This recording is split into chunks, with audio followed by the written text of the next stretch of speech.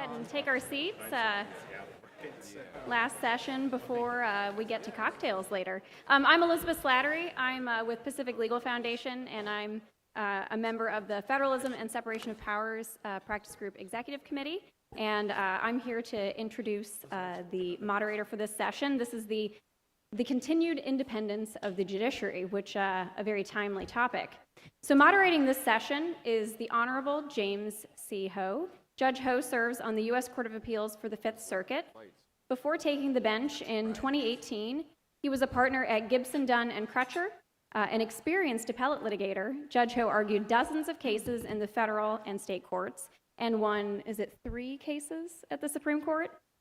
He served as Solicitor General of Texas, Chief Counsel for the Senate Judiciary Committee's Subcommittee on the Constitution in both the Civil Rights Division and Office of Legal Counsel at the Department of Justice, and as a law clerk to Judge Jerry Smith on the Fifth Circuit and Justice Clarence Thomas. Judge Ho has spoken often about the need for lawyers to have courage of their convictions, and the same goes for judges. In a speech earlier this year, he said the judiciary should not change its rules to avoid criticism or in response to political pressure. Quote, "If you're afraid of being booed, then you shouldn't be a judge. If you're going to do this job, then you should do it for public service, not public applause," end quote. So with that, I will turn it over to Judge Jim Ho.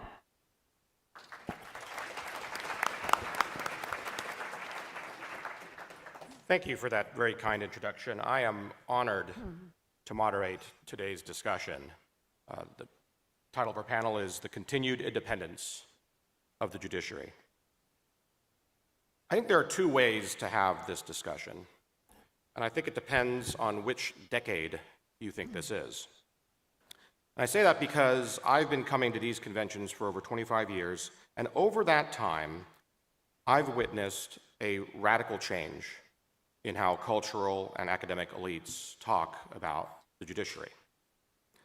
In past decades, when anyone would complain about a Supreme Court decision that they didn't like and agitated for some kind of judicial reform, like jurisdiction stripping, term limits, judicial elections, or other ideas, the voices of elite reason would always intone about the importance of judicial independence and the need to shield the judiciary from politics.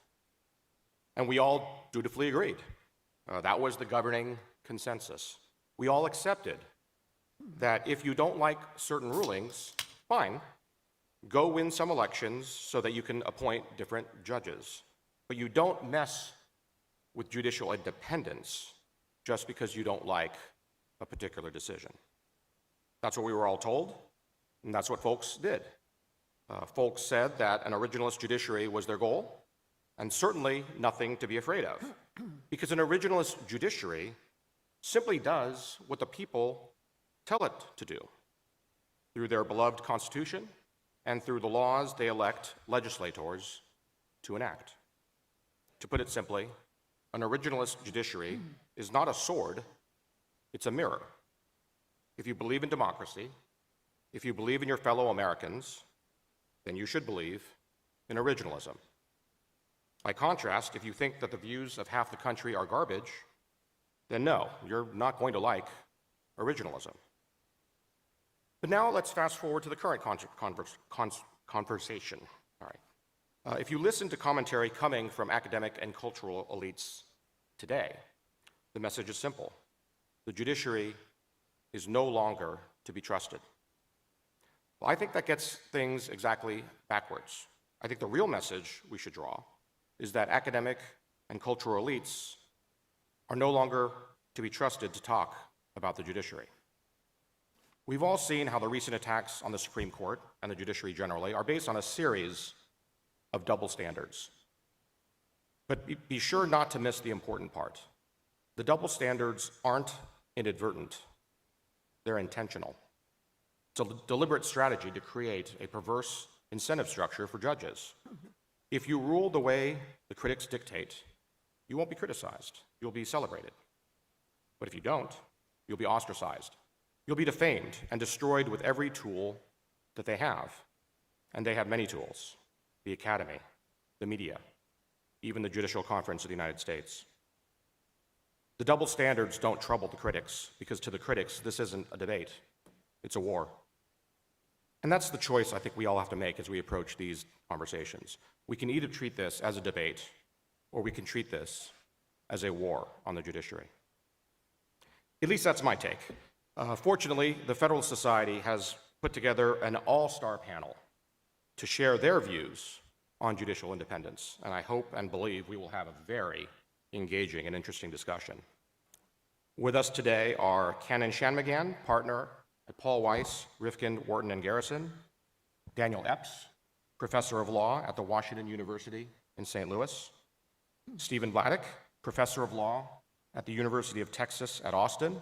No, Georgetown. I'll take the football team. I was going to say, I thought you were going to Georgetown, but the information I got was UT, so I moved you'll fast. clarify. All right. You can clarify for Wes. And finally, my distinguished colleague on the Fifth Circuit, the Honorable Edith Jones. I'm going to ask each of our panelists to give some introductory remarks, followed by a panel discussion. And we will, of course, be sure to leave time for questions from the audience. Kannon, could you kick us off? Sure. Thank you very much, Judge Ho. It's a real privilege to be with all of you today to speak about this very important topic. And it is really a privilege to serve on this panel with Judge Jones, who is a legend of the federal judiciary, Judge Ho, whom I've been proud to call a friend since our very first days in Washington together, and two professors whom I greatly admire, Professor Epps and Professor Vladeck. And thank you, of course, to the Federalist Society for inviting me. Well, 2 months ago, I gave a talk on this very topic at Duke Law School, focusing on the recent attacks on the Supreme Court's legitimacy. That talk got a little bit of attention, and some of you may have read or listened to it already. So I'm not going to repeat all of the points I made there again today. Instead, I just want to briefly summarize a few key points and then offer some additional observations in light of recent events. My basic thesis was and is that the recent attacks on the court's legitimacy are unfounded. But more than that, I believe that they are dangerous, undermining public confidence in the court and imperiling the rule of law. Now, as I said in my speech, the recent criticisms of the court, I think, fall into three primary categories. First, critics have attacked the way that the current court is constituted, really focusing on the events following the death of Justice Scalia in 2016 and the death of Justice Ginsburg in 2020. Those critics argued that the Senate acted improperly in each instance, first by refusing to act on a nomination for Justice Scalia's successor until after the 2016 election, and then by acting quickly to confirm Justice Ginsburg's successor before the 2020 election.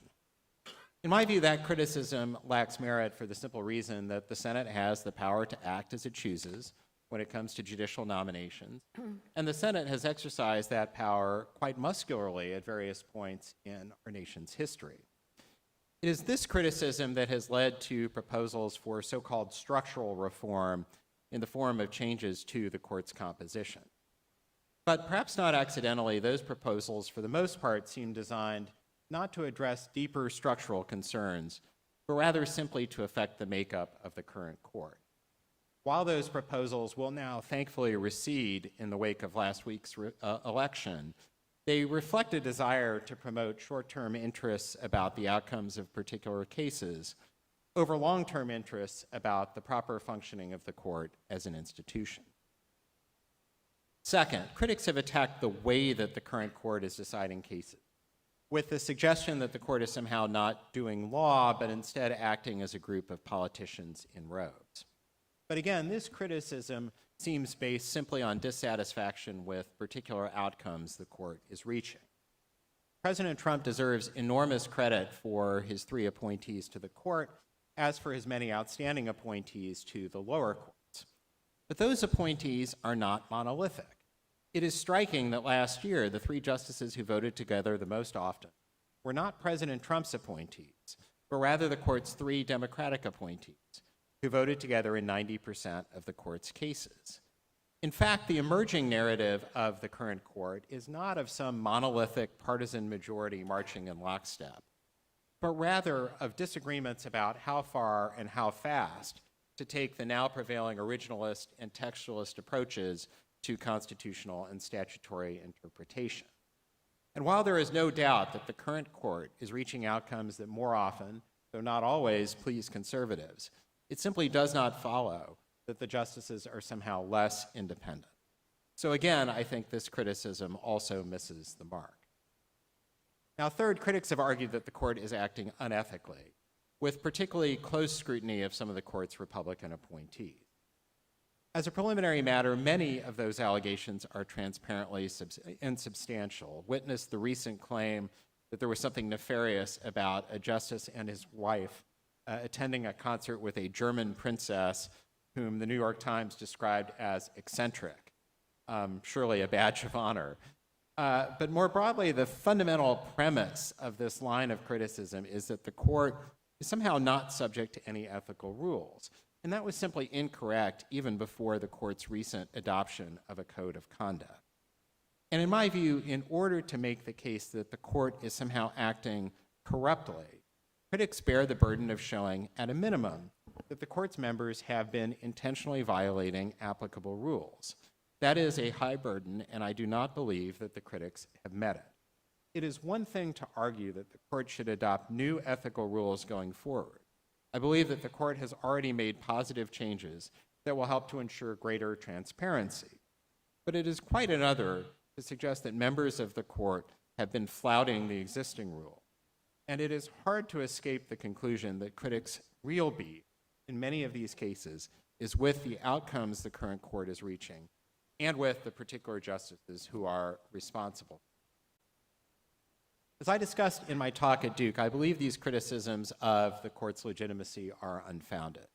But I do also believe that they are more than that they are affirmatively dangerous as well.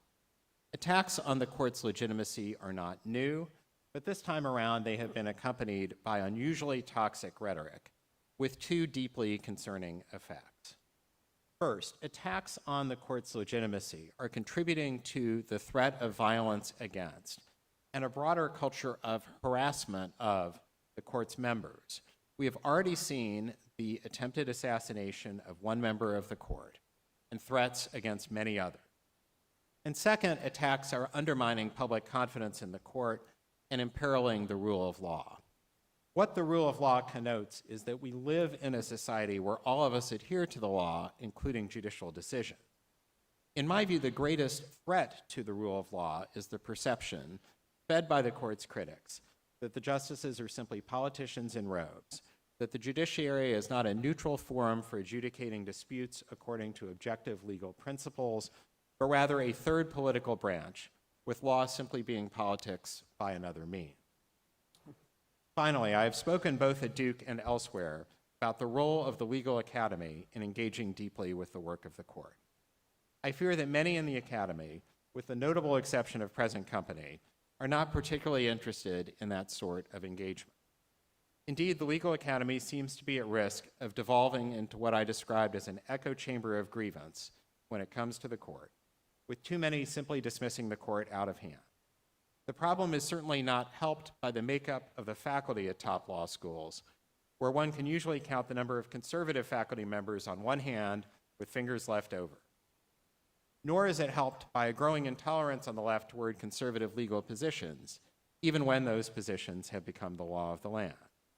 If tomorrow's lawyers are not being taught about the work of the court properly and even-handedly, if they see their professors not modeling respect for the law, but rather simply purveying snark on social media and elsewhere, the legitimacy not just of the court, but of our entire legal system will continue to be undermined. I want to offer, in closing, just a few additional observations in light of last week's elections. First, whatever the long-term effects of the attacks on the court's legitimacy, it is clear that they had no meaningful impact on the election. In fact, it is striking just how small of a role the Supreme Court played in the campaign, even though it was the first presidential election since the Supreme Court's decision in Dobbs. Of course, the court's makeup ultimately depends on the outcomes of presidential elections. But having arguably been the dispositive factor in tipping the 2016 election to President Trump, the court does not seem to have registered in this one. The most logical inference is that a majority of Americans do not appear to have been dissatisfied with the general direction, much less the legitimacy of the current Supreme Court.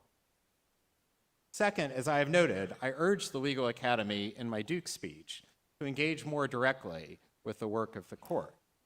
In that regard, the early returns since the election are not promising. It appears that the primary effect of the election on the Legal Academy has been to cause professors to quit Twitter in search of new platforms, such as Blue Sky or something called Spoutable, where they can find like-minded people and avoid encountering people with whom they disagree. That is precisely what I warned about in my speech, that the left is simply withdrawing from the intellectual battlefield into a walled fortress. And while they are certainly free to do so, I believe that it will leave all of us worse off. Finally, in an editorial on my Duke speech, the Wall Street Journal expressed the hope that other veteran Supreme Court advocates would follow suit and speak out about the attacks on the court's legitimacy. Perhaps they have been deterred by the reaction to my speech, where some cantankerous critics attacked me for acting out of self-interest in defending the court as a regular practitioner there. My actual self-interest is in having a quiet life. But to the best of my knowledge, not one veteran Supreme Court advocate has followed suit and spoken up, even though a number, both on the right and on the left, have expressed their agreement with me in private. I would be lying if I said I'm surprised, but I am disappointed. Then again, we live at a time when courage seems to be in short supply. Thank you, and I look forward to our discussion.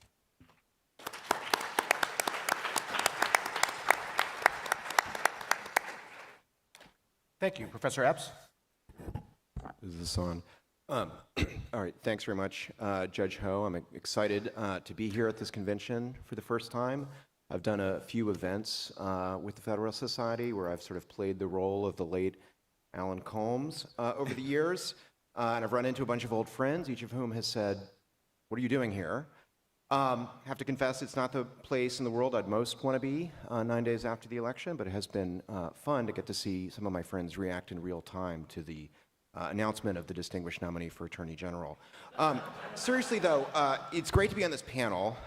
It's a fantastic panel, and it's particularly great to have the chance to tell my good friend Kannon he's wrong about everything. Not everything. What I want to engage with is what Kannon said about proposals over recent years to change or reform the court, given that I'm someone who has been active in those debates. And that topic, may, as Kannon suggested, may seem a little irrelevant, given that there's no prospect of any kind of reform like that in the near term. I nonetheless think that thinking through these questions is important because it can help us understand what might be wrong with current arrangements, which I think is a little bit more complicated than Kannon's story suggests. So I think it's hard to dispute Kannon's case that there's a clear ideological valence to proposals to change how the court's membership is selected, to change its powers, and so on, and various other kinds of reforms. But there's also an ideological valence to defending the currently constituted court. And whenever we think seriously about changing underlying structural arrangements in our government, whether it's abolition of the Electoral College or repeal of the 17th Amendment, someone's ox is going to be gored. The status quo always benefits one side, and that doesn't mean we shouldn't ask whether there are reasons to change things or whether alternate arrangements might be better. And I do think there are reasons to think that the current structure is imperfect, that are separable from a bare desire to hope that the court votes differently in big cases, even if that plays a big role in motivating participants in those debates. And in fact, I think those arguments are important precisely because judicial independence is important. And the premise of my argument is that having an independent court is important because we really do need an institution that's capable of definitively resolving some of the disputes that divide us most as a nation. The court will never be able to make everyone happy in some of those deep disputes. But ideally, what we want is a court that can produce results that even those who dislike the results can live with and accept. And in doing that, what's critical for the court is its legitimacy. As my colleague in the political science department at my university, James Gibson, puts it, legitimacy is for losers. But legitimacy is not an objective truth, right? It's a sociological fact about what people in society believe. Do they trust the court? Do they respect it? And I think it's undeniable that defined that way, the court has lost some of its legitimacy in recent years. The very fact that smart people like Kannon have to go around denying that the court is illegitimate actually kind of proves the point sociologically. Now, of course, much of that decline, and you know, I think I take Cannon's point that this did not cause a shift in the outcome of the presidential election, but there's certainly been a decline if you look at public opinion polls and things like that. Some of that is the result of arguments and rhetoric that partisan political actors are making. And so one response to that is to do what Kannon is doing and try to persuade people that the critiques are wrong. I don't think that is going to ultimately solve the problem, because I see the attacks on the court as not necessarily the underlying cause, but maybe symptoms of a deeper problem. And my argument is that the basic design of the court, however much sense it may have once made, is starting to strain as a result of a number of developments in American history over time. And until we address that, things are going to get worse, and I think the outlook for judicial legitimacy and independence is perhaps not great. And so here are the factors I see as contributing to the problem. So first, justices have life tenure, and vacancies are unpredictable as they arise from a combination of deaths and strategic retirements. Second, justices serve for longer and longer periods. Their typical length of service crept up significantly in the latter part of the 20th century, with average tenure starting to approach 3 decades, and that seems to only be continuing. Third, the court is very small, only 9 justices. Smaller court means fewer vacancies, and any one appointment is far more consequential. Fourth, the court is incredibly powerful in a way that it wasn't at the outset of the American Republic. Its prestige and authority have grown tremendously, and it is now expected to, and does, weigh in on almost every major government action of consequence. And finally, and most importantly, we live in a highly and increasingly polarized age. Political parties and voters are more polarized than they've ever been. And we have a deeply polarized legal culture as well. I'm not here to blame the Federalist Society for that, but surely this convention is evidence that there are 2 legal universes. And presidents know this and make sure to choose nominees from their preferred legal universe. And I think there's reason to think that the ideological distance between parties, political parties, is increasing, and the ideological distance between our legal cultures may be increasing as well. And the end of the Senate filibuster has removed one potentially moderating effect on nominee selection. So if you combine those facts, life tenure, court small size, tendency of justices to remain on the court longer, that means vacancies are relatively rare, they're unpredictable, because justices choose to retire strategically and others choose to remain on the court until death. But those unpredictable events are extremely consequential because of the court's power, and because our polarized political and legal cultures produce justices who decide cases quite differently depending on the legal universe that they come from and the party of the president who appointed them. And we have a court today where judicial ideology tracks party of appointment more than at any point in American history. Recognizing this point is not the same thing as saying that justices decide cases in an entirely political or partisan fashion, or saying that anyone is acting in bad faith. As this panel and this audience surely knows, many of the cases, court's cases are unanimous. Many of the non-unanimous cases do not neatly break down on party lines. But I think few people familiar with the court's work would deny that the party of the appointing president matters for judicial ideology. nor would they deny that ideology matters in a great deal of, or matters a great deal in many of the cases with the highest stakes.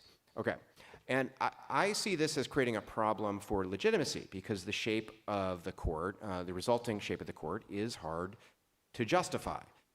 Individual appointments to the court are immensely consequential, and strategic retirements and Senate obstructionism can mean that filling any given vacancy can leave that seat in one party's hands for more than a generation.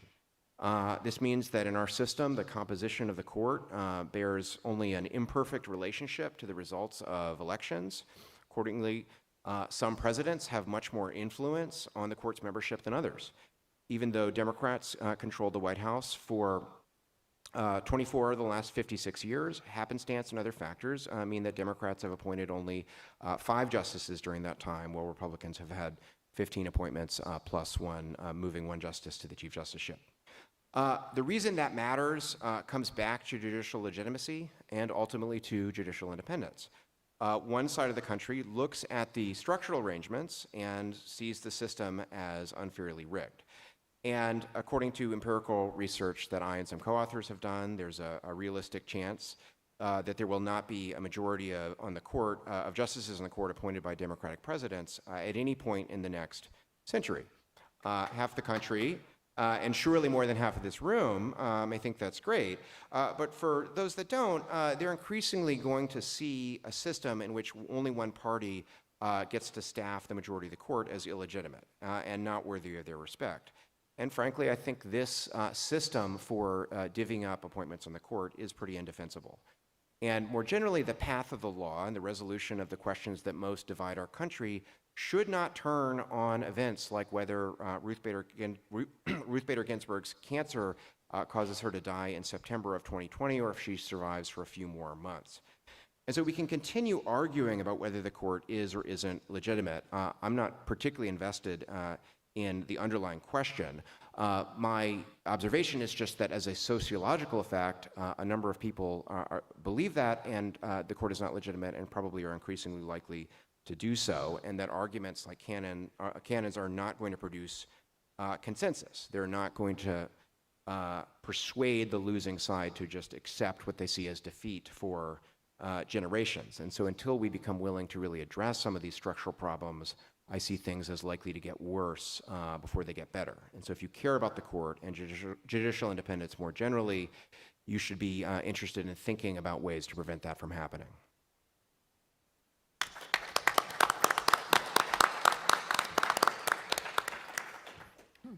Thank you, Professor Vladeck. Thanks. So let me just say, I thought that by leaving Texas, I was getting away from the Fifth Circuit. Apparently, I failed. So it seems to me that the courts, and the Supreme Court in particular, depend upon the elected branches of government to a far greater degree than we tend to admit. This is true both on the front end, with respect to all of the ways in which courts are given the power and the ability to rule on cases, and of course on the back end, with respect to all of the ways in which courts' rulings and their judgments are put into effect. It's why in Federalist 78, Hamilton was so adamant that the judiciary would be the least dangerous branch, not because it was unimportant, not because it would be unindependent, but because it would be both independent and dependent. This understanding has, I think, 2 sets of implications with respect to any contemporary conversation about judicial independence. The first is that the judicial independence idea itself depends upon tons of support from the elected branches of government. To take perhaps the most elementary example, the Supreme Court's budget request for FY 2024 was $151 million. 2% of that total, roughly $3 million, covers the 9 justices' salaries, which Article 3 of the Constitution protects against diminution. But that means that 98% of the Supreme Court's requested budget comes from appropriations not mandated by the Constitution. And if we expand that out to the entire federal judiciary, the total budget request for FY 2024 was $9.9 billion, again, with a tiny fraction of that comprising the constitutionally required compensation for active Article 3 judges. There are, of course, political reasons why Congress tends to give the federal judiciary most, if not all, of what it wants, but the Constitution, even as it enshrines judicial independence, does not require that result. And historically, Congress has used its powers not just over the purse, as levers over the court in lots of other ways too, controlling everything from when the court sits, including not at all in 1802, to where it sits in the Capitol until 1935, to how many justices there are, to which cases the court hears, including getting rid of jurisdiction over pending cases, to the means by which the court hears these cases, to whether and when the justices can receive retirement benefits, and so on.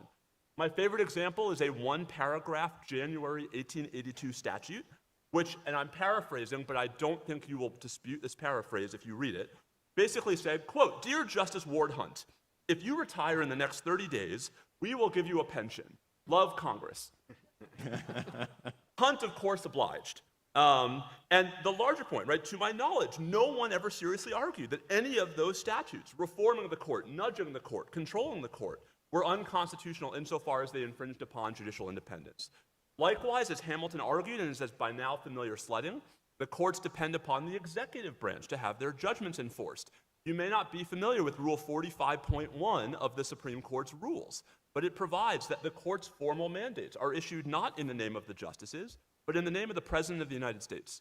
Again, there are political reasons why presidents have overwhelmingly enforced or abided by judgments, even those to which they object, but that's high constitutional politics, not constitutional law. The second related implication is that maintaining broad public support, as Dan talked about, for the courts as a whole, and the Supreme Court in particular, is thereby essential to maintaining judicial independence, not because courts can't be independent without public support, but because that independence just won't matter in a world in which no one has to listen to whatever the courts choose to say. Whether or not President Andrew Jackson actually said in response to Worcester versus Georgia that John Marshall has made his decision, now let him enforce it, the point is the same. The Supreme Court circa 1832 just didn't have the political capital to force Jackson's hand. It wasn't that the Supreme Court of John Marshall's era lacked independence. It was that it lacked the kind of broad, diffuse public credibility that, for example, gave political force to the legal judgments of the Warren Court 125 years later. This is why I'm skeptical of many contemporary calls for unbridled judicial courage. If your mantra is to let justice be done though the heavens fall, what happens in the second case when the heavens fell after the first one? The point is not, as it's often caricatured by those attacking reform proposals, that the political branches can do whatever they want to the courts. Not only has the Supreme Court correctly held otherwise, but I'm one of the staunchest academic defenders of the view that Article 3 itself would bar Congress from using its myriad authorities over the courts to purport to exercise judicial power for itself, like a statute that conditioned the court's discretionary appropriations on overruling Dobbs. Rather, the point is more modest. Court reforms are not per se a threat to judicial independence, and indeed many court reforms might even bolster that independence, insofar as they're aimed at increasing judicial accountability and thereby enhancing public faith in the judiciary. An inspector general who had no power to discipline the justices, but who could publicly report on their behavior, is not a threat to judicial independence. Congress taking more control over the Supreme Court's docket, which it completely controlled from the founding until 1891, is not a threat to judicial independence. And Congress asserting more control over where lawsuits are filed, including, for example, limiting the ability of litigants, Democrats, Republicans, or Cardassians, to handpick individual district judges, is not a threat to judicial independence. This brings me to the second line of emergent criticism, which we've already heard this afternoon, that critiques such as mine are illegitimate because they are themselves seeking to delegitimize the judiciary. Justice Alito kicked this off in his September 2021 speech at Notre Dame, where in calling me and others out by name, he argued that even the term shadow docket, quote, feeds unprecedented efforts to intimidate the court and to damage it as an independent institution, unquote. There are, of course, elements of this charge in Cannon's Duke speech and his comments today. And most recently, my friend and Case Western law professor Jonathan Adler suggested on Tuesday that for Supreme Court critics like me, who are now flagging the difficulties the court will face in standing up to a second-term President Trump, quote, this could be a case of chickens coming home to roost, unquote. I certainly agree that there are some critics of the Supreme Court who have sought through their criticisms to weaken the court as an institution, whether as such or through reforms designed to make it easier for Democrats to reassert partisan control over the court, reforms that would have onerous long-term consequences for the court's credibility in the other direction. It's why, among other things, I have always opposed expanding the court. But there have been a bunch of contemporary criticisms of the Supreme Court specifically, and the lower courts more generally, that have been far more nuanced, driven by institutional rather than partisan considerations. Focusing on the most superficial critiques and responding only to them is necessarily picking at the lowest hanging fruit and refusing to acknowledge, let alone grapple with, more substantial responses. Now, I can't speak for others, but my focus all along has been on how the court's own behavior has contributed to this erosion in public support. If my descriptive summaries of that behavior have been inaccurate, I'm all ears. If the substance of my criticisms of that behavior is misplaced, ditto. If my accounting of all of the ways in which litigants have taken advantage of judge shopping is factually inaccurate, then maybe instead of taking a clumsy personal shot in a judicial opinion, explain why that research and the arguments based upon it are wrong. But if we're not going to engage with whether those descriptions are accurate, or whether their content is correct or even legitimate, it seems to me that we're just shouting past each other. In the process, we fail to get at the underlying issue, which in my view is why it is a problem for the Supreme Court and the federal courts writ large that their credibility is declining and has declined from the perspective of a significant percentage of the American people, even if not of the people in this room. We're never going to agree on how to fix that problem. Just as we're not going to agree on exactly what caused that decline in the first place. But to pretend that it isn't a problem in the first place, or that it's a problem caused only by those who have identified it as a problem, is, I respectfully submit, to bury our heads in the sand. And by the time we pull our heads out and look around, we may not recognize the federal judiciary that's left, not because it is no longer independent, but because it is so independent that no one listens to it anymore. Thank you very much.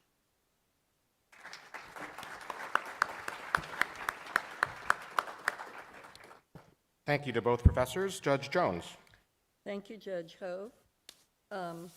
Professor Vladeck has left the Fifth Circuit, and the Fifth Circuit is happy to announce that Professor Vladeck will soon be criticizing the Ninth Circuit and the D.C. Circuit, where I believe many initiatives of the Trump administration will find an immediate litigating home and a federal judiciary that is at least 90% appointed by presidents whose appointments have not been criticized. I hope to respond here today in defense of my colleagues, Fifth Circuit district judges, who came under relentless attacks during the last several years by certain professors, including notably Professor Vladeck, for what he considers close to unethical situations in litigation which have existed since the dawn of judging. Ever since there were two judges, somebody would want to be in front of one judge rather than another. As someone said right before our panel, this goes back to the Garden of Eden. In Texas, many of you don't know what's been going on, but we have 4 districts. Some of them are 500 miles wide, 200 or 300 miles deep. They may have one major municipal area, and the judges have to cover courthouses that are several hundred miles away. So they have done this in a legitimate fashion, according to federal law. I think it's 28 U.S.C. 371, that says that each district court has the right to divide up its docket. As a result of this, back in the 1970s, there was one judge in Tyler, Texas, named William Wayne Justice, and the government and the ACLU liked to file suit in Tyler, Texas, because William Wayne Justice was the arbiter of the constitutional law. In fact, after he rose to sainthood on the bench, he would be interviewed by, 60 Minutes or something and saying, "I'm just a servant of the Constitution." And in that role, he ran the Texas prison system, the Texas mental health and retardation system, the Texas juvenile justice system, and when he tried to take over the Texas education system, the Fifth Circuit finally said that was maybe a bridge too far. That is what you call judge picking. Did we hear members of the academia or members of the Bar Association saying, it created an appearance of impropriety that all of these people were suddenly locating their cases in Texas. No, we did not. More recently, only a month ago, a federal district judge in Maryland issued a ruling about application of the Endangered Species Act that is regarded by the, at least according to the press, the oil and gas industry, fears that it could completely undermine exploration for oil and gas. Where? The Gulf of Mexico. Now, why would the Sierra Club sue the U.S. government in Baltimore, the Chesapeake Bay, about species in the Gulf of Mexico? Well, there are 13 district judges in Baltimore. Only one was appointed by a Republican judge. Now, the odds are pretty good of getting a favorable venue if all you look at is who appointed the judge. Professor Vladeck has relentlessly, he talks about the decline in the view of the judiciary.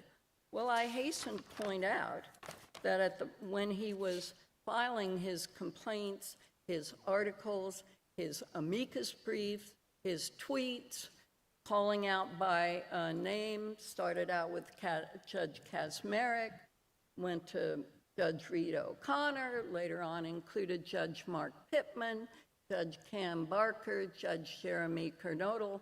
That's an awful lot of single judges, I might add. But he singled them all out for criticism, and yet the actual litigators in that case, which was often the U.S. government, did not move to change venue. They did not move to recuse these judges under 455 or some other rubric. They did not even question the judge's integrity. Judge Drew Tipton, in fact, one of the main targets of criticism, ruled for the state of Texas and against the U.S. government 4 times, but he ruled against the state of Texas 2 times. And yet there's an overwhelming sense of impropriety that these cases are being filed in particular districts. Well, Professor Vladeck had allies and people who took the lead or in response to his ongoing critique. And they are Senator Sheldon Whitehouse, Senator Schumer, and so on. And they came forward with oh my God, this is the worst thing in the world. And this prompted a response, which I'll mention later. But the point is that when you are criticizing the judiciary, as Judge Ho said, not on the basis of what the substance of the rulings was, and by the way, many of them were upheld by the Fifth Circuit, which Professor Vladeck, I guess, were just as bad too, although a few, but not all, were reversed by the Supreme Court. When you're not criticizing on the ground of the legal reasoning and analysis, then you've got some other purpose in mind for the criticism.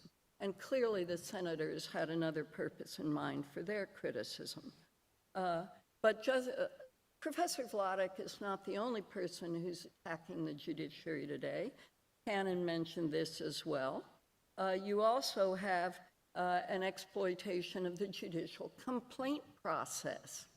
And it's interesting how those complaints are filed. I read in the paper, for instance, Judge Eileen Kannon had over 1,000 judicial misconduct complaints filed against her. Judge Ho, Judge Lisa Branch, Judge Vaden in the Sixth Circuit, Judge Pryor in the 11th Circuit, all have had judicial misconduct complaints against them. I've been the target of a complaint, but that was a long time ago. They're very distracting to a judge. They can be filed by anybody, any member of, as you see on the case of the people attacking Judge Ho and Judge Branch. They can be filed by any person. There is no statute of limitations. There are very rigid procedural rules. More recently, there's a complaint from within the judiciary about my friend and fellow person in baby judge school named Judge Pauline Newman, who's here with us today. And Judge Newman's experience can show you just how far off base or how difficult the judicial complaint process can become for people. But in addition to that, you have fake ethics scandals. One of our judges, Judge Willett, was targeted because he owned $600 in a child's college fund of some bank stock. Well, the bank was not a litigant in the case, which would have forced immediate recusal. The bank wasn't even in the amicus brief of some banking organization, but oddly enough, the press had looked through his financial disclosure statement, and oddly enough, within 2 hours of when the press called Judge Willett's chambers and said, should he recuse, the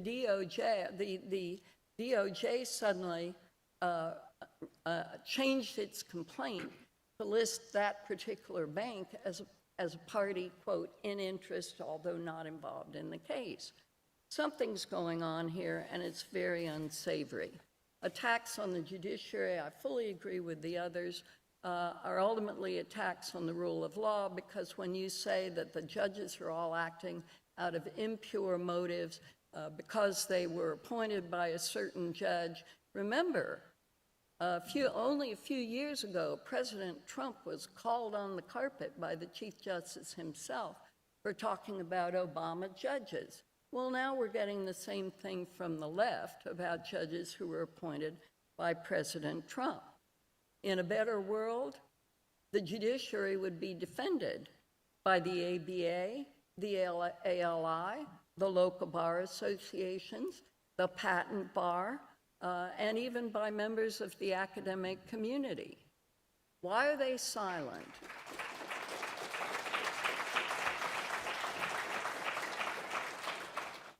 Even in the worst, and I would say the worst, many would not, of the excesses of the Warren court, when I was a child and bumper stickers were rife in Texas to impeach Earl Warren, there were many prominent academic critics who didn't like what found the questionable the Warren court decisions, but at least they went after those on the basis of legal reasoning and legal analysis. I'm sorry that's not happening today. So it's often said that a fight between a lawyer and a judge is not a fair fight.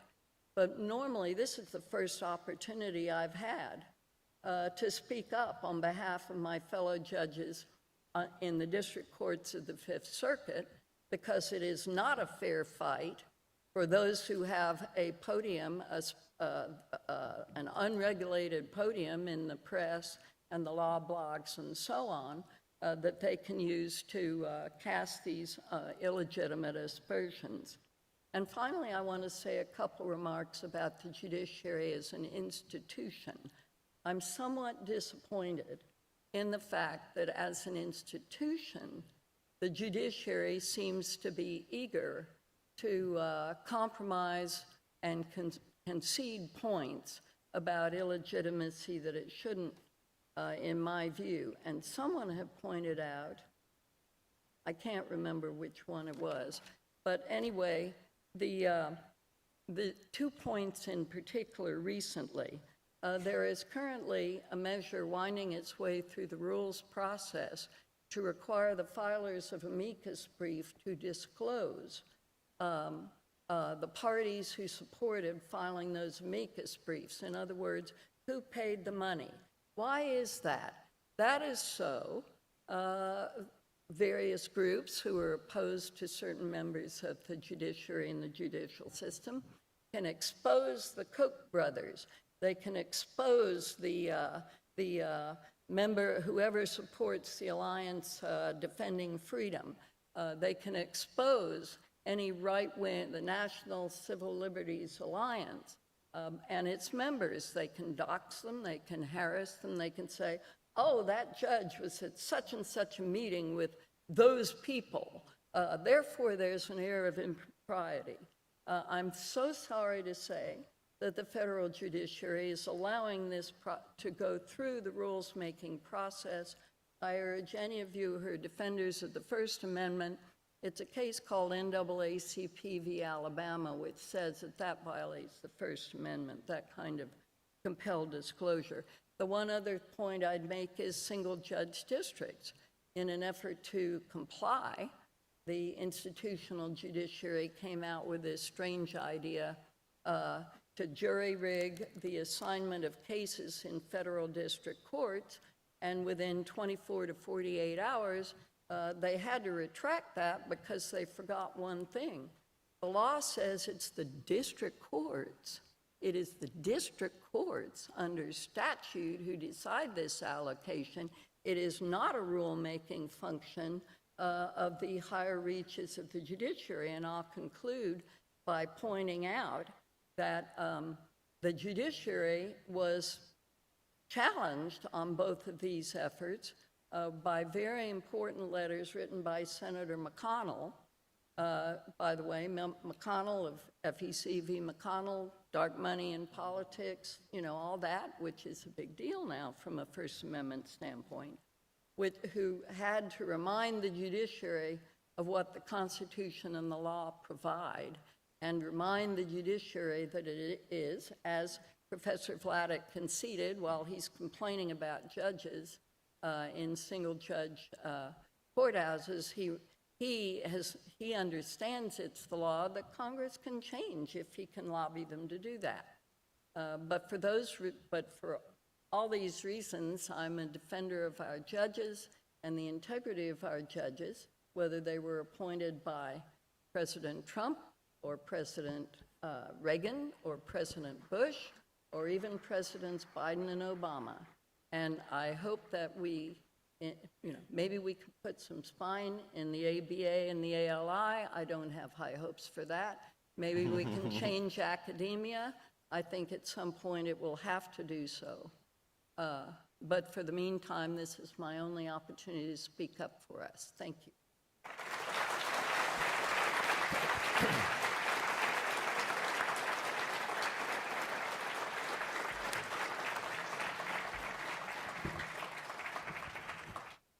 Thank you, Judge Jones. As we promised 4 extremely engaging and interesting presentations, I'll just say I will be shocked if nobody wants to respond to another member of the panel.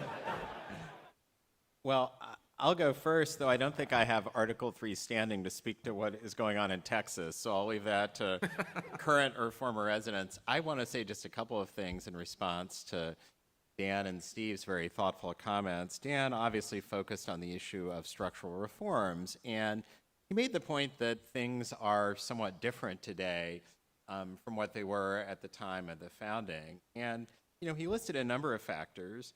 Some of them, I think, actually are the same. Justices have always had life tenure. Vacancies have always been unpredictable. I'm minded of the fact that the only reason we got John Marshall was because John Jay turned down the chance to be Chief Justice for a second time.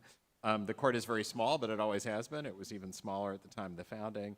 And as for the fact that we live in a really polarized era, I'm reminded of a remarkable fact I came across when I was preparing for my Duke speech, thanks to the wonderful Penn State historian Rachel Sheldon, who pointed out to me that when John Tyler was president from 1844 to 1845, he had 8 nominations to the Supreme Court rejected by the Senate, really pretty much solely on the ground that he was a Whig and they were Democrats, and the Democrats did not like the Whigs, and they particularly did not like John Tyler. And the amazing thing was that those 8 nominations were 4 people, so he put up the same people multiple times and they got rejected, but more on that another day. I do think that Dan, though, is correct that there are some things that are a bit different. We are living longer. The court is, I think, deciding seemingly every major issue in American life. That has been true even before the recent changes in the court's membership, and it has continued. So I think that there is something of a bipartisan valence to that. But the Supreme Court undoubtedly plays a bigger role in American life than it did 20 or 40 or 60 years ago. And we have seen retirements seemingly becoming more strategic, not just on the Supreme Court level, but on the level of the lower courts as well. And I think I would acknowledge all of those things. And I would acknowledge, therefore, that some of the arguments for structural reforms are not without force. I think that there are respectable first principles arguments for term limits. The problem is that when you implement them in a way that seems focused on the here and now, that seems focused on the makeup of the court today, and that are not designed to leave the current makeup undisturbed, then it does seem as if the proponents of these proposals are really focusing on solving for what they see as the short-term problem and not addressing a long-term structural consideration. And Dan sort of raises the question of how are we going to get to a place where we can reach some sort of resolution. I think historically the way we've done that is through the battle of ideas. Look at the rise of originalism and textualism. I think that that was judges and justices winning the battle of ideas, and in particular my former boss, Justice Scalia, really taking originalism and textualism and turning them into the prevailing methodology, so much so that it is now routine, even for nominees by Democratic presidents, to pronounce that they're originalists and textualists at their confirmation hearing. I think we need that battle of ideas, the joining of issue on the merits of legal arguments and theories to continue. As for Steve's points, I hope that by starting with the issue of funding, that Steve was not launching a defund the Supreme Court campaign. I'm a little bit worried. Let's all put words into my mouth. That'll be fun. I don't think you seriously were, but I'm a little bit worried that after my next argument, I'm no longer going to get a quill pen because there's not going to be money for it. Maybe I'll get one of those ballpoint pens that the Fifth Circuit hands out instead. But no, in all seriousness, on the issue of legitimacy, I think I completely agree with Steve about one point, which is that the legitimacy of the judiciary is fragile, and it always has been. And there is certainly a sense in which that depends on public confidence in the courts, because, again, the premise of the rule of law is the notion that the public will follow the Supreme Court's decisions, despite the fact that the Supreme Court does not have an army to enforce them, even if they are handed down, as it turns out, in the name of the President of the United States. But to me, that is precisely why attacks that are framed in terms of the court's legitimacy are pernicious, because it strikes me that they are designed to undermine that principle. And of course, that cuts both ways, because if our courts lack legitimacy, they will lack legitimacy regardless of the direction in which they resolve things. And I think, not to put words in Professor Adler's mouth, but Professor Adler's point, I think, was that, now we find ourselves in a place where some view the court as providing protection against the excesses of the executive branch. That is not uncommonly the case when a president of an opposing party is elected. And yet, if you have a court that lacks legitimacy, the court's ability to do that is inevitably going to be compromised. And I would just close on one note, which is that in defending the court against these attacks on its legitimacy, I, and I think others like me, certainly do not intend to suggest that debate about the merits of some of these arguments should somehow be curtailed. As I indicated in my speech at Duke, and I want to reaffirm, we should have debates about what the ethical rules for justices and lower court judges should be going forward. And we should obviously have debates about how the Supreme Court and lower courts decide cases. Indeed, that's what I think we should be doing more of, precisely because it seems to me that if people are unhappy with the outcomes the Supreme Court is reaching, they should be engaging with those outcomes directly rather than casting attacks on the justices themselves on collateral grounds that, in my view at least, turn out to be unfounded.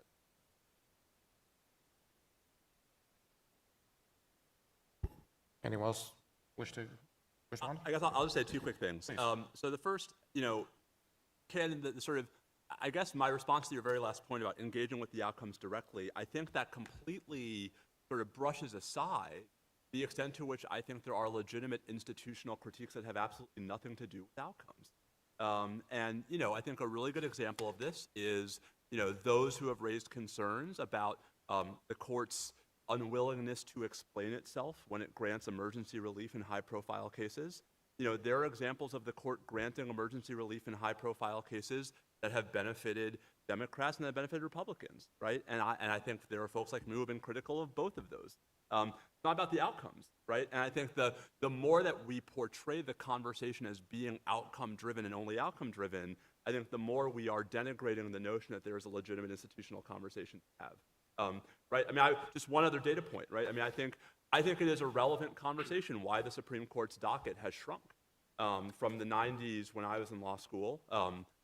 That's ambiguous about which 90s I'm talking about. From the total number of cases being in the 90s to not even hitting 60 each of the last 5 years, which is the lowest total since the Civil War, right? That's, I think, a relevant conversation and debate wholly without regard to which cases the court isn't taking and why it isn't taking them. So it'll shock you to hear that the private practitioner on this panel thinks that that's actually the most important subject we should be discussing today. But I don't view either of those things, Steve, as being really a legitimacy critique. And to go to the issue of the emergency docket, on which you may be the world's foremost expert, I totally agree that I think it's a legitimate debate as to whether or not the court should be, writing opinions when it resolves major issues on the emergency docket, whether it should be, as it has been increasingly doing, putting cases on the merits docket effectively by holding oral arguments so that it has more time and space to write longer opinions. These I view as totally appropriate critiques in the nature of critiques about the court's process. And I think it's actually very important that folks like you are shining light on these things, because I think, quite frankly, they are very important at a time when, for instance, it feels like more major issues are being resolved on the emergency docket and fewer issues are being resolved on the merits docket. Sure. And just really briefly, if I may, just in a short response to Judge Jones, I think we should probably just go get a beer and have a chat. But just briefly, I mean, I think it is worth pointing out two things. One, I have never used the term close to unethical in describing anyone's behavior. My critique is that the rules allow this behavior, not that they don't. And second, I do think that there is a tendency on the part of folks who are invested in one side of these ideological disputes to downplay evidence of the same problems in contexts that are less ideologically charged. And Judge Jones mentioned the patent bar. Well, let's take the patent bar as an example of this. So I think some of you might be familiar with the single judge division that exists in Waco, Texas. Waco, just for math, is the 23rd largest city in the state of Texas. And in 2021, it was home to 23% of all patent litigation in the United States of America. How did that happen? It happened because the single judge in Waco was really interested in hearing patent cases, and so adopted a series of local rules that made it especially beneficial for patent litigators to file claims with no relationship to Waco, but maybe with some connection to Austin, also in the Western District, in Waco. The blowback against this, the pushback it engendered, was not just from crazy liberal law professors on their blogs. It was from Senator Tom Tillis, right, who joined a letter to Chief Justice Roberts about how pernicious this behavior was. It was from Chief Justice Roberts himself, who in his 2021 year-end report went out of his way to mention how this raises concerns about the appearance of the judiciary. And so I guess I'll just say, maybe, right, there are people, and maybe Judge Jones believes I am one of those people, who have ideological reasons for being opposed to this kind of behavior. Seems like the extent to which there are plenty of people who aren't me, who thought this was a problem worth solving in the patent context, suggests that it's not just ideological. Thank you.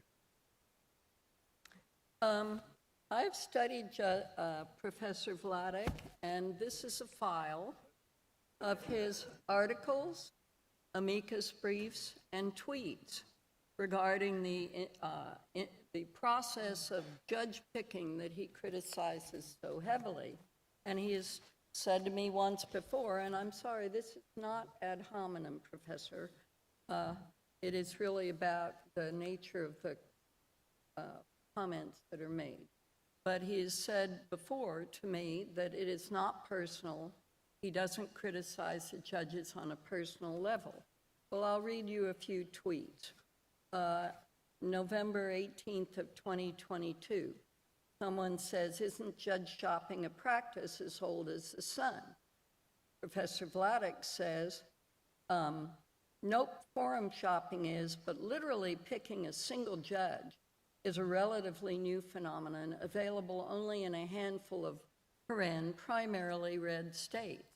Well, I've already said, I'm not, I'll get to this, there's more about this, but as far as the patent bar in Marshall goes, I'm afraid Justice Roberts overlooked the patent bar in Tyler, Texas, 100 miles from Dallas, where judge picking has been going on for nigh on to 20 years.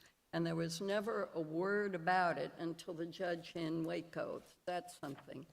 Mr. Vladeck said in, I think, April of 23, just tie these threads together. He mentions a person in the Texas SG's office, and then he says, the then EIC who allowed Kaczmarek to pull this nonsense is one of the lead lawyers steering Texas challenges. On another one, he says... You might note the context in which I said that, which was about something that happened before he was a judge. I don't think that's the case. Yes, I it think was that about a dispute over a law review article that was changed You're still saying, you're referring to the judge as pulling nonsense. It's part of a pattern. I've just got 3 more. I do appreciate Judge Jones making my point about how we're shouting past each other and not engaging on substance. We're up to 3 Texas judges who have no problem with Texas judge shopping. Here's Judge Hendricks denying DOJ's motion to transfer. One of the articles Professor Vladeck... What was the attack in that tweet? One of the articles Professor Vladeck wrote is, here, do you know who Reed O'Connor is? It was an attack on Judge O'Connor. This one was Judge Hendricks. Then 2 more. One is, I'm not aware of any place in the country right now where a Democratic appointee who's even close as far to the left as Kaczmarek is to the right. Here's 100% of new cases.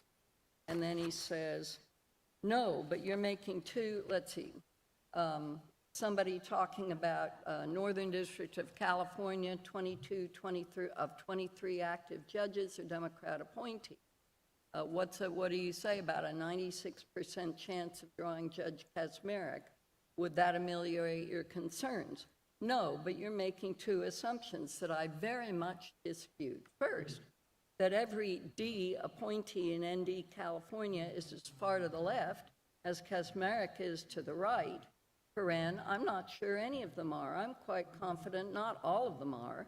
And second, that they'd all rule the same way, which if that's not an attack on the character of the judge, I don't know what is. And all I will say is the consequence of all this is Judge Kaczmarek is under 24-hour-a-day protection. He has 5 kids.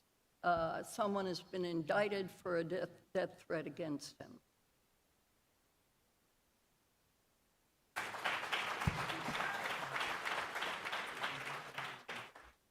I'll just say Judge Jones and I have very different definitions of what a personal attack is. And, I suspect she would not count the last 5 minutes as one. But it's worth stressing that what I have done and what I've written, and I don't delete my tweets, I will stand by everything I've written, is describe a pattern that is happening. It is objectively true that Judge Kaczmarek hears 100% of civil cases filed in Amarillo. It is objectively true that that is different from a district court, whether it's the Northern District of Texas with Republican appointee or the Northern District of California with Democratic appointee, where your odds of drawing a judge appointed by a particular party's president are similarly high. And I'll just say last but not least, I do think that we ought to be able to, understand what language means in this context. I don't think Judge Kaczmarek is in any way not qualified to be a federal judge. I've never said he is. I haven't accused lawyers of behaving unethically. I don't think they have.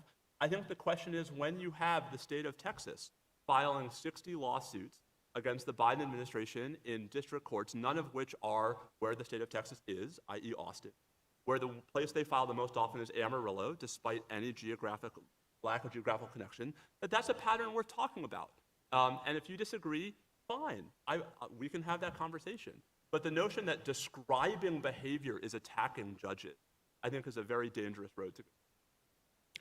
So, Professor, as Judge Jones alluded to, if there is a forefather of judge-picking opportunities in Texas, that person is not named Matt Kaczmarek. That person is named William Wayne Justice, who literally moved chambers from city to city to city to city to city to maintain an opportunity for decades for there to be judge-picking. The the Academy, of course, does not disparage Judge Justice. He is honored as the named UT Center for Public Service. My simple question is that why you left to go to Georgetown? Because you were upset about judge picking by Judge Justice. Sure. I'm just kidding. I know. I mean, I think it's rather unfortunate what's happened this afternoon, and I wish that it weren't so, but I also think that it says a lot about where we are, that instead of having a conversation about whether this is a good thing or not, we decided to turn it into a, can I put words into your mouth that make you look bad? And it seems like that's not the kind of debates that I thought the Federalist Society was interested in sponsoring, and I'm disappointed that it's the conversation we've had today.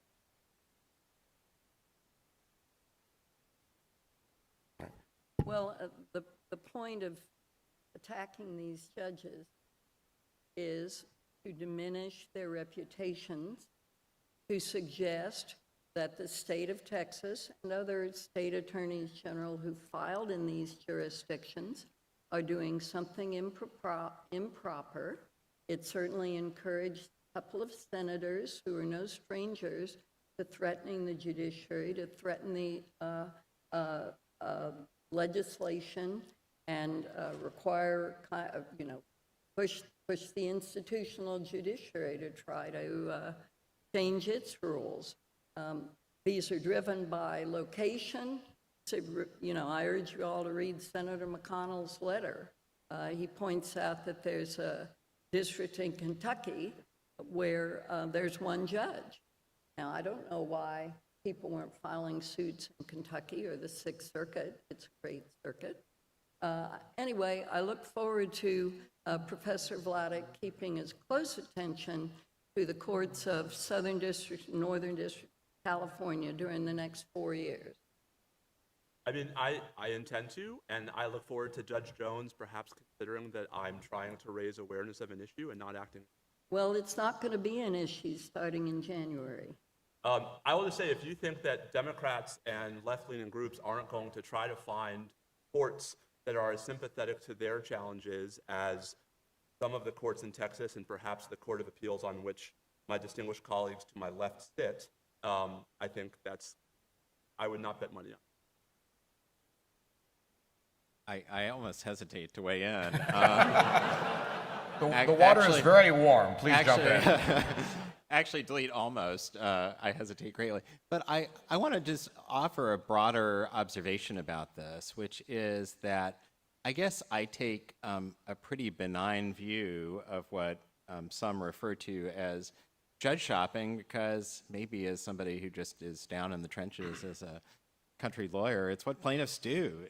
Plaintiffs choose their forum strategically, and I think the reason that this has become such a prominent issue more generally, leaving aside the fact that it's been an issue in the area of patent litigation for now many years, is because of the other phenomena that have contributed to the other subject that Professor Vladeck has studied so skillfully, which is the emergency docket. What we have is presidents increasingly acting unilaterally through regulations or executive actions, critics of presidents, whether it be states or others, bringing suit in an effort to enjoin those actions on a nationwide basis, and precisely because the presidential actions in question have national effects, they can bring suit essentially anywhere in the country. And that is why we have seen that in this administration, it's why we saw it in the last administration, and it's why I'm confident, as Judge Jones says, that we will see it in the next administration. And as long as courts retain this ability to grant relief on a nationwide or quasi-nationwide basis, it puts tremendous pressure on the government when injunctions are entered to seek review immediately and to seek review all the way up to the Supreme Court if necessary. That puts tremendous pressure on the Supreme Court to act on its emergency docket. It's often, though not always, under pressure to act quickly, which I think in part explains why sometimes you don't get voluminous opinions when the court does so. and yet the court is deciding very consequential issues. And one can debate sort of which of the elements of the phenomenon I've just described is more or less problematic, but I think it's a pretty apt description of what's actually going on. And one might say, worth a conversation about whether we should discuss systemic reforms. For example, right, limiting nationwide relief or requiring suits seeking nationwide relief to be assigned to 3-judge district courts, whether they're filed in San Francisco or Amarillo. I mean, there are people, I happen to know one of them, right, calling for these kinds of conversations in contexts that have nothing to do with which president appointed which judge and which president's policies we're talking about. And I would actually agree in the sense that I just think that now we have evidence that this is a phenomena that stretches across administration. I mean, we will have had examples really going back to the Obama administration, so now across 4 administrations of this taking place. And, I'll just note, since I've been focusing on the Supreme Court today, that the Supreme Court is obviously a pretty critical substantive participant in those discussions because of the ongoing debate about the propriety of nationwide injunction.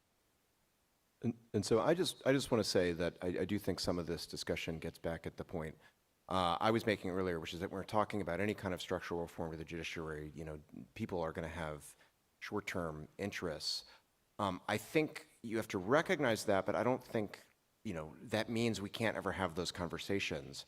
And I think that just pointing out that any given person might have something substantive at stake is not responsive. I mean, I think that whether or not Steve has been consistent or inconsistent does not bear on whether his arguments are correct. That is a rhetorical fallacy.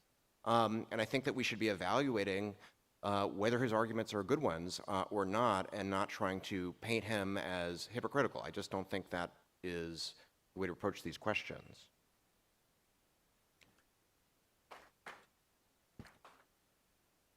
I do want to give the audience at least some chance to weigh in on this. Any?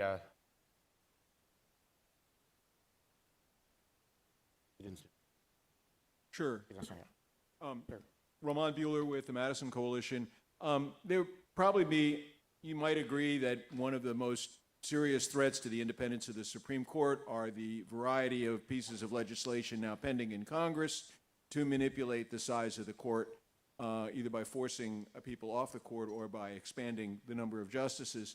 My question is, what do each of you on the panel think about what is actually the most widely backed Supreme Court reform in Congress, which is called the Keep 9 Amendment, which simply says the Supreme Court of the United States shall be composed of 9 justices, first introduced by a Democrat, backed by more than 200 members of Congress.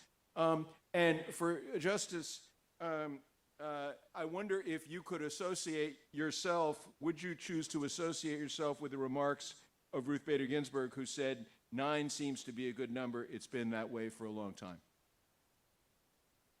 Anyone want to take that one on? I mean, I'm already on the record as saying that I have a hard enough time arguing before 9. I can't imagine arguing before more, so my position is easy.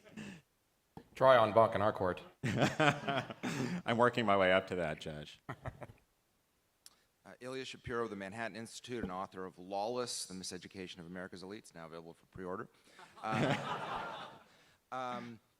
So it's one thing to talk about technocratic governance reforms, like what to do about universal injunctions. Should we increase the Supreme Court's original jurisdiction? Should we split up the Ninth Circuit because it's unwieldy, the judges can't read their own opinions? That all is well and good and technocratically important.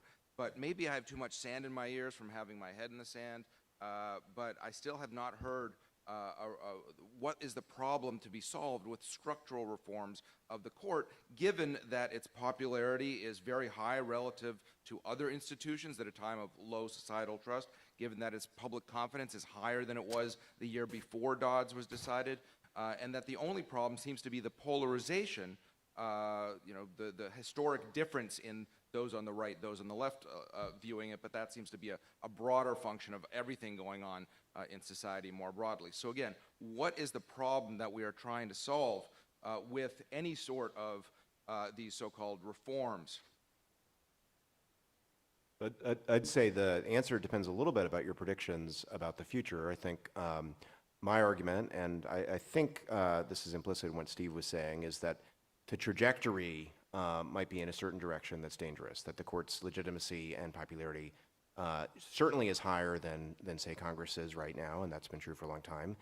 It has nonetheless declined, and I think both he and I are concerned about a world in which that trend continues, and important parts of the country, and blue state governors decide to try to stop following Supreme Court decisions, all sorts of things you could imagine that are problems down the line. Maybe that doesn't happen, and maybe some of those problems don't materialize, but I think those are things that we should be concerned about in a way that didn't really seem realistic a decade or more ago.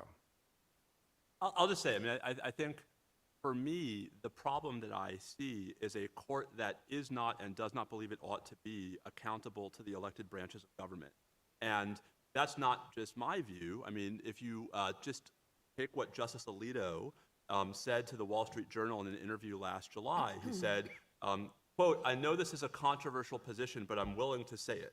No provision in the Constitution gives Congress the power to regulate the Supreme Court, period." So leaving aside that that's not true, Article 3, Section 2, Clause 1 expressly gives Congress the power to, quote, "make regulations," unquote, to the Supreme Court's appellate jurisdiction. It also misses 180 years of history in which Congress actually regulated the court in lots of ways, big and small, some of which I mentioned in my opening remarks.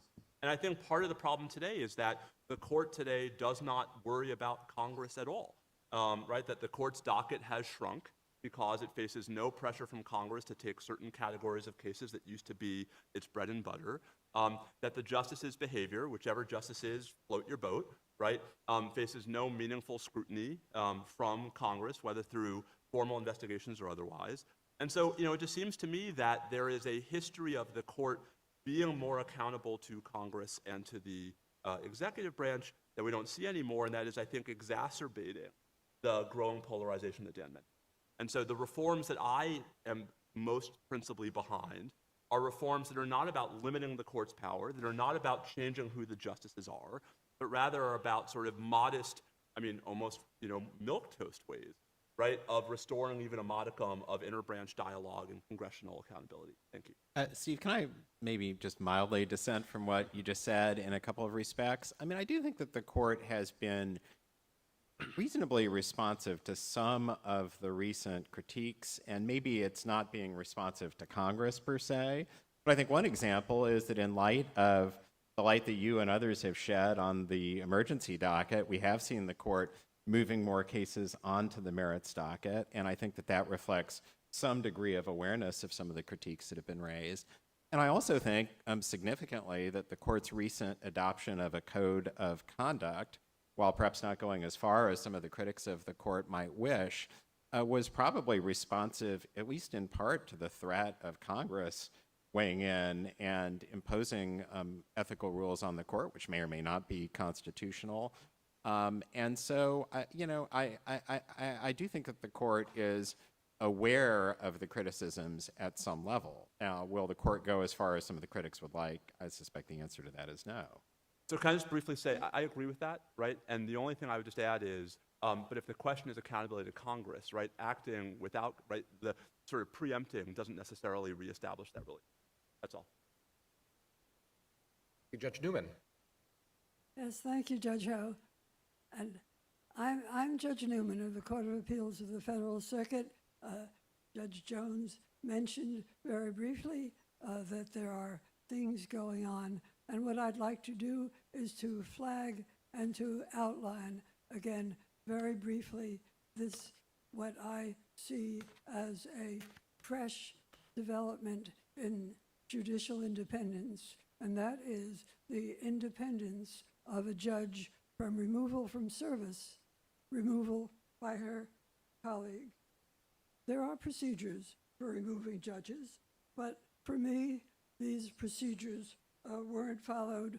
For my offense is writing too many dissents that are often adopted by the Supreme Court.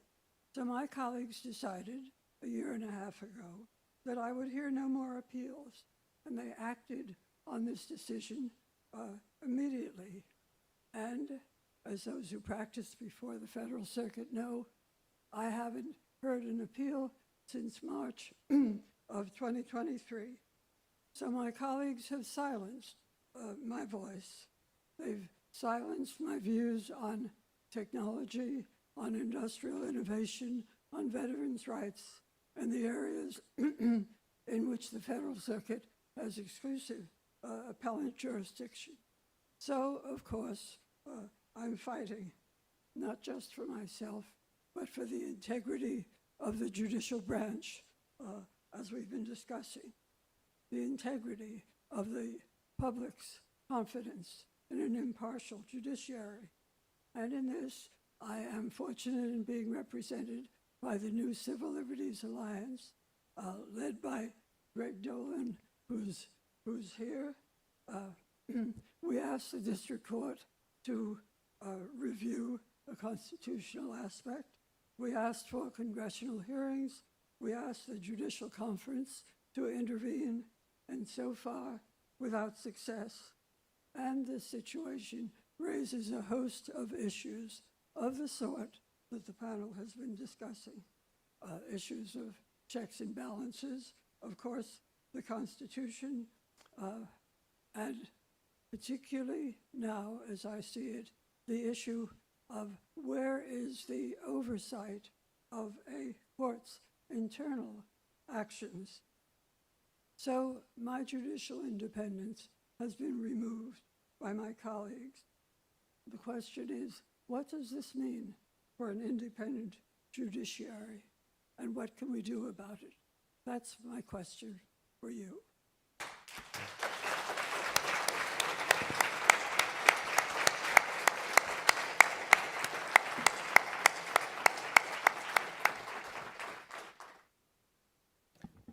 I was the chief judge of the Fifth Circuit. I had to preside over two matters that led to the impeachment and removal, or one removed by impeachment, one ultimately withdrew in the face of being impeached. There are strict procedures that are supposed to be followed. There's a very serious doubt in my mind, at least as an observer, about what Judge Newman has been subjected to, and since I'm maybe one of the older people in this room, certainly on the bench, I will say it could happen to any of us, and I took a comfort from what Alexander Hamilton wrote in Federalist 78 or 79, where he's talking about term limits. There have been proposals to age out judges at the age of 60. He said he had found no evidence that mental decline necessarily has anything to do with age, and he said the concerns about a superannuated judiciary are not to be taken serious. And that's my comment about Professor Epps's deal about lifelong. I'm sorry we're living longer, but you know, that's the way it is.